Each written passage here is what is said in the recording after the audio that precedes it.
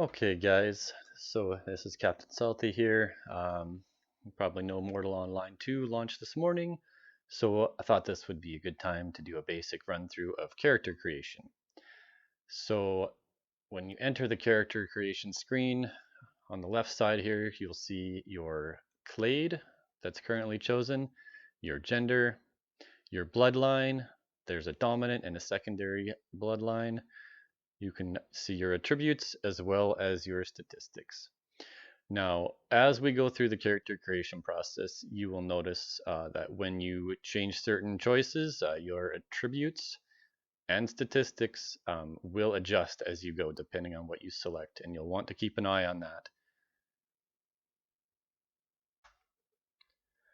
Okay, so over here is the clade or the species tab. You can select your gender, your nation, your clade, and your race in here.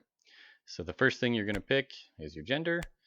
The gender seems like it doesn't have any impact from what I've seen on your attributes or your statistics. You can look on the left as I swap.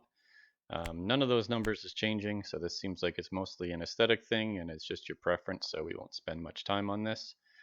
Next you can choose your nation. Nation, again, I don't see that it makes any impact on your attributes or your statistics. I am largely assuming that there is an in-game mechanic where there is a standing or an influence meter, and it probably affects your standing within these different nations depending on what you choose here. Alright, so next we're going to want to select your clade and your race. And so you have a choice of 4 clades and 10 races to choose from.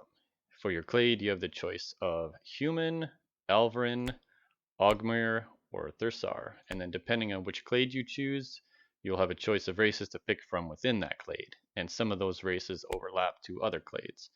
So for Thursar, you can see you have Tindramain, Sidoin, Curite, Sardukan, and Callard. And then for human, you have Tindramain, Sidoin, Curite, Sardukan, and Callard again. For Alvarin, you have the Vila and the Shivra.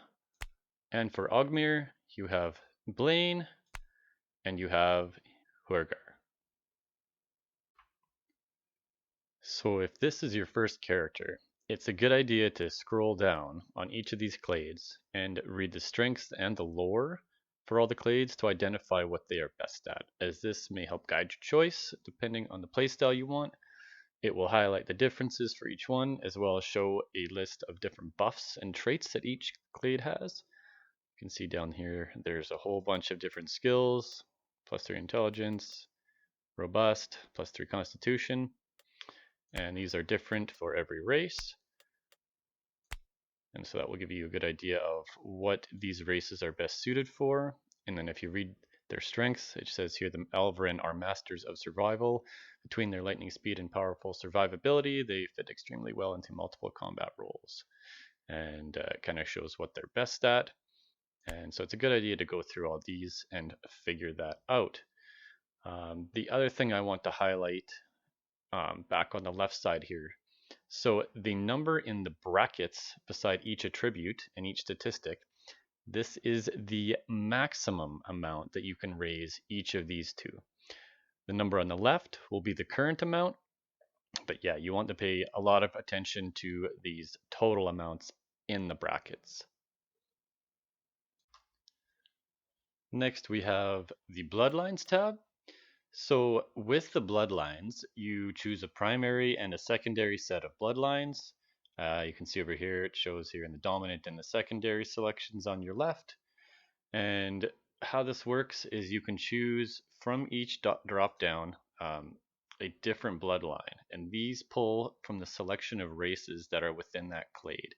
So if I chose human or Thursar, you would see all 5 of those different races that we had mentioned before. So by mixing and matching the different races within the bloodline tab, you can see on the left here that this has an effect on your max attributes and stats in some way that's unique to that race. So for instance, if I take Alvarin here and I make everything Shivra rather than Vila and go very Shivra dominant, it affects my intelligence and my psyche a lot. It gives me definitely more of a dominant side on the intelligence and the magic and casting and things like that. And then if you go Vila heavy, you can see that it kind of reduces these a little bit, and it gives you more strength and dexterity, as that's kind of what the Vila are all about. So you want to play with these bloodlines a little bit and decide what fits best for your character. All right, so we're into the attributes tab now, and we're going to go through each of these one by one and kind of give you an explanation of what each one affects. So you have age here first. Age affects your maximum attributes. It goes between lowest of 18 and then up to a maximum of 80. And so what age does, as you can see here, I'm going to raise it.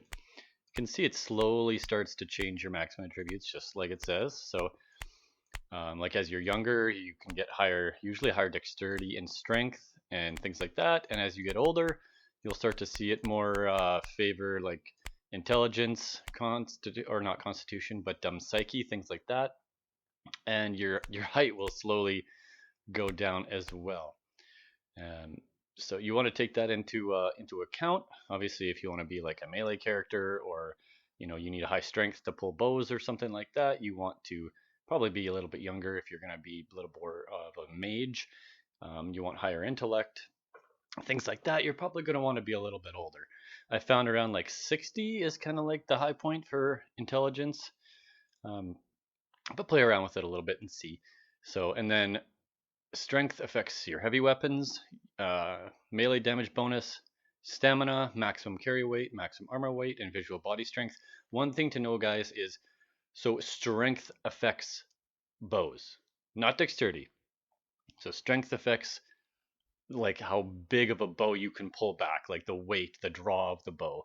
And the heavier draw of the bow, the more damage the bow does. So strength is actually like your best attribute for bows, from what I understand. Then you have dexterity. Dexterity affects movement speed, stamina, jump height, weak spot chance, and mounted agility. And I don't have a perfect explanation of weak spot chance. From what I understand, it's kind of like it's either a crit chance thing, or it's like if it triggers, it like negates armor, something like that. Like it kind of gives you an increased chance of extra damage. Then you got constitution, which affects your health, your stamina, your maximum carry weight, and your maximum armor weight.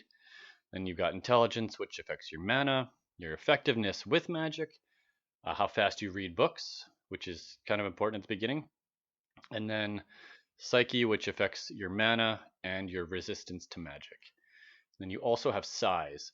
So size affects your health, your height, your weight, and your melee damage bonus. So you can see here, if I raise this, you can see that the melee damage bonus went up to like a maximum of 9%, and then it drops when you lower your size. So all these very much impact your attributes and your statistics, and the underlying skills that you're going to choose. So you want to obviously pick attributes that are going to match the skills you're going to want for your play style. All right, we're in the appearance tab now. So you can come in here, you can customize how your character looks, their weight. So what you want to do, the first thing here is your face customization. You just come in here, grab the dot, and you can move it around. See how I can make the face longer or shorter. Same with the width. You can kind of move it all around here, kind of really manipulate your facial features, things like that, your brow ridge. So yeah, just come in here, play around. It's kind of versatile, and make your character look how they want. You can choose all your different skin tones, your body hair, your hair on your head, your beard, etc. You can get tattoos, things like that, and just make your character look cool. One thing I do want to highlight before we finish an appearance is your weight. So you'd think weight is just a physical thing, but weight actually does impact some of your attributes. So you can see here, you can go down to 72%, all the way up to 180%. But you can see as I'm sliding this back and forth, this is affecting a lot. Like my health pools, my total health pools, my my dexterity, my intelligence, all these things are being impacted by the weight. So pay attention to that. So you may want your character to look cool, but you also want your character to kind of have the best stats for what they're going to do. I mean, if that's the way you want to play, obviously you don't have to play that way, but be cognizant of that because it's definitely going to affect your character's attributes and stats. And once you've kind of finalized your character, your starting location right now, like as far as I know, there's only Haven. There's multiple instances of Haven, and yeah, so you want to give your character a first name and a last name. The first name is the one that will appear on your character when people, mouse over your character in game, and that's pretty much it. So that's pretty much what I know about character creation so far. I'm still learning this game a lot, and yeah, so have fun with it, and we'll see you in Nave.